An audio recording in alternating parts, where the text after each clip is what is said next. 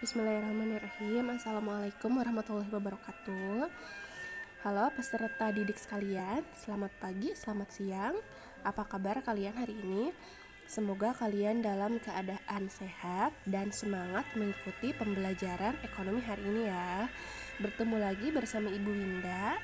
Sekarang Ibu akan menjelaskan materi selanjutnya di bab 3 ini. Minggu kemarin kalian sudah belajar tentang produksi ya. Nah, kegiatan ekonomi kan ada 3, produksi, distribusi, dan konsumsi. Nah, minggu kemarin sudah belajar tuh produksinya. Sekarang kita akan belajar tentang distribusinya gitu ya. Mudah-mudahan kalian akan memahami materi distribusi ini dengan baik ya. Sebelumnya Ibu mohon maaf apabila dalam penjelasan ada yang kurang jelas atau ada suara-suara bising gitu ya. Mudah-mudahan kalian dapat jelas mendengarkan penjelasan dari Ibu di subbab sekarang ini. Nah, oke, kita akan belajar tentang distribusi. Pasti kalian sudah tidak asing dengan distribusi ya. Pasti sering mendengar kata distribusi. Distribusi itu apa sih? Ya, distribusi itu adalah menyalurkan ya. Menyalurkan apa sih gitu ya. Nah, distribusi adalah kegiatan yang dilakukan oleh orang atau lembaga untuk menyampaikan barang atau jasa dari produsen ke tangan konsumen.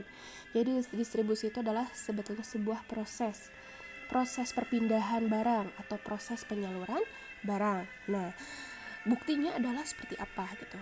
Kalian mungkin punya nih barang yang bukan berasal dari Indonesia, contoh ya. Suka ada barang made in China, made in Japan gitu ya. Nah, kenapa barang tersebut bisa ada di tangan kalian? Itu karena ada proses distribusi ya, menyalurkan barang dari satu tempat ke tempat lain gitu ya. Kalau belanja di e-commerce juga gitu ya, pengiriman dari luar negeri dan bisa sampai ke kalian, itu kan sebelum sampai ke kalian, ke tangan konsumen, ke tangan kita, itu adalah ada sebuah proses yang namanya adalah proses distribusi. Punya kain batik asli Cirebon, itu kan tidak tiba-tiba ada di tangan Ibu gitu misalnya. Itu karena Ibu memesan itu misalnya, terus dikirim oleh si produsen sehingga sampai ke tangan Ibu. Nah, itulah ada sebuah proses namanya adalah proses distribusi. Nah, sebetulnya siapa sih pihak distribusi itu gitu ya. Nah, yang menyalurkan barang dan jasa itu adalah disebutnya distributor. Distribusi itu pihak distribusi atau distributor itu siapa? Bisa orang, bisa badan atau lembaga yang terlibat dalam kegiatan distribusi. Oke, selanjutnya ya. Nah, dalam melakukan proses distribusi tersebut ada beberapa faktor yang mempengaruhi berjalannya proses distribusi. Nah, apa saja sih faktor-faktor yang dapat mempengaruhi distribusi itu gitu ya.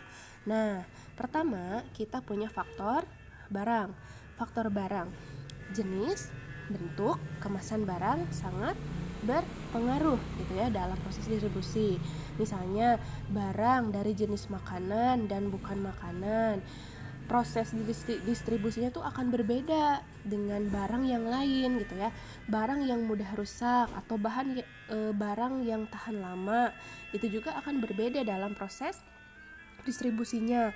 Mungkin kalau produsen misalnya mendistribusikan makanan segar, ikan laut, ice cream gitu ya misalnya. Nah, dalam proses distribusinya itu tidak bisa dalam waktu yang lama gitu. Karena apa? Khawatir terjadi hal-hal yang tidak diinginkan oleh si konsumennya. Misalnya makanan lautnya, nanti ikan lautnya menjadi basi, es krimnya menjadi cair gitu ya. Jadi beda penanganan.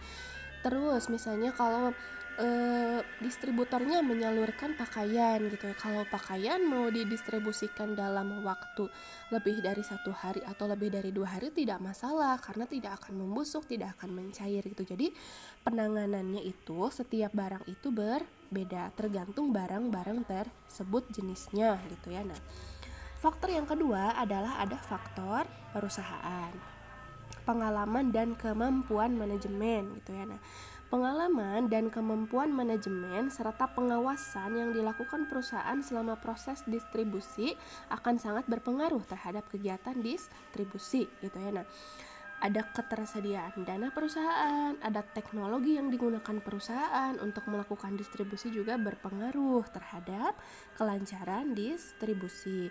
Misalnya perusahaan itu hanya punya 2 kendaraan besar, hanya punya 2 truk untuk mendistribusikan barang. Akan berbeda kan cepatnya gitu dengan perusahaan lain yang punya kendaraan yang lebih banyak daripada perusahaan tersebut gitu. Jadi akan mempengaruhi terhadap lancarnya proses distribusi barang tersebut sampai ke tangan konsumen. Faktor yang ketiga, kita punya ada faktor pasar. Faktor pasar berhubungan dengan konsumen. Maksudnya gimana? Nah, ada jumlah konsumen, letak konsumennya, letak geografis konsumen, jumlah pesanannya. Lalu kebiasaan dalam pembelian konsumen menjadi faktor yang ikut berpengaruh terhadap kegiatan distribusi. Misalnya konsumen yang rumahnya tinggal jauh gitu, tidak di kota, atau kata bahasa Sundanya itu tinggal di lembur. Nah, barang tersebut bisa sampai ke tangan konsumen itu tidak akan secepat sampai ke daerah kota. Karena apa? Ya karena letak konsumen tersebut, letak geografisnya itu berbeda pula gitu. Lalu selanjutnya ada faktor jarak tempuh, jarak antara tempat produksi dengan konsumen. Nah, ini menjadi salah satu juga yang mempengaruhi kelancaran proses distribusi ya. Jarak tempuh gitu ya. Lalu misalnya ya barang tersebut gitu ya, tempat tersebut berbeda pulau gitu ya, jarak tempuh antara Jawa dan Bali gitu ya, distribusinya akan lebih lama daripada distribusi dari Jawa Barat ke Jawa Tengah gitu misalnya, karena Bali lebih jauh tempatnya gitu. Dan biasanya karena faktor jarak tempuh yang jauh tersebut, maka biasanya barang tersebut akan lebih mahal gitu, karena membutuhkan ongkos yang mahal pula.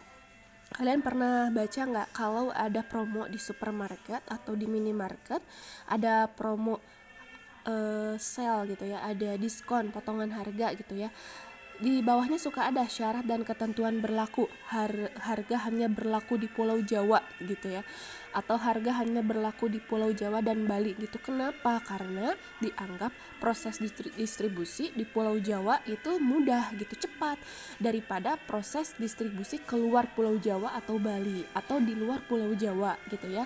Nah, karena apa? Kemungkinan proses transportasinya di Pulau Jawa ini sangat banyak alternatifnya ya.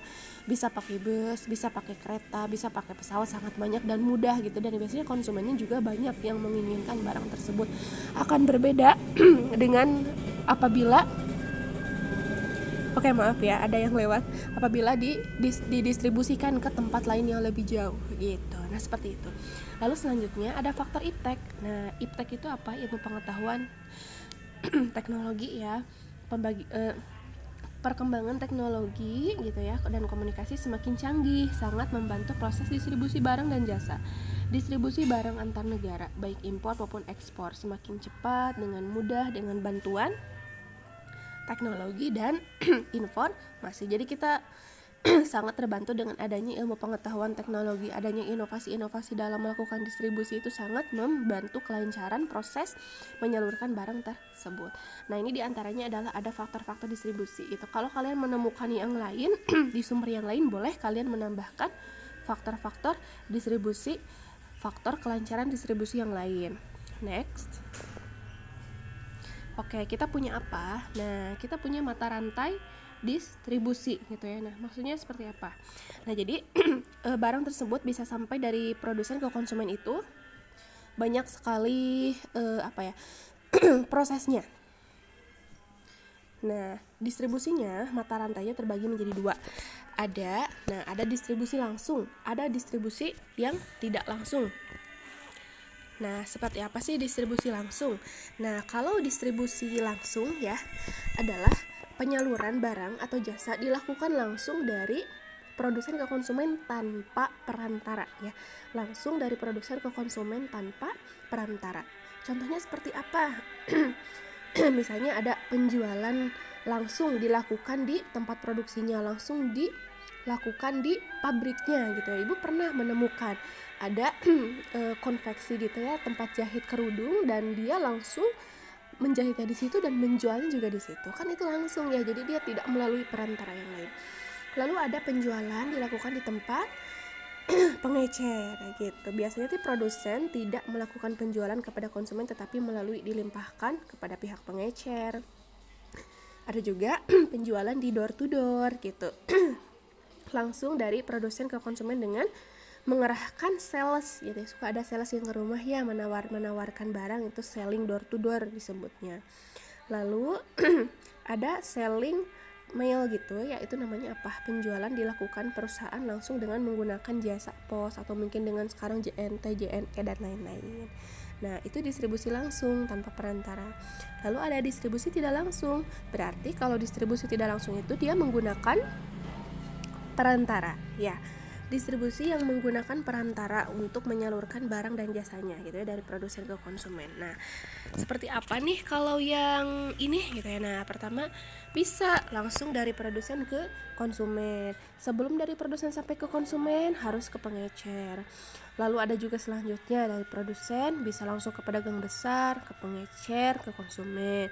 Produsen ke agen, ke pedagang besar gitu ya, ke pengecer, ke konsumen. Jadi banyak gitu tingkatannya. Biasanya apabila semakin banyak tingkatannya, produsen lalu ke agen, lalu ke pengecer, lalu ke mana gitu ya, itu biasanya harganya lebih mahal karena dia melalui banyak tangan dulu gitu. Yang murah itu, yang enak itu kalau dari produsen ke konsumen. Makanya bisa mendapatkan dengan harga yang jauh lebih murah karena tidak melalui pengecer, tidak melalui pedagang besar misalnya, tidak melalui pengecer atau agen gitu, seperti itu. Nah, teman-teman, seperti inilah di subbab bagian distribusi dalam kegiatan ekonomi. Mudah-mudahan kalian dapat memahami materi distribusi ini dengan baik ya. Semoga materi yang Ibu berikan dapat bermanfaat bagi kalian. Wassalamualaikum warahmatullahi wabarakatuh.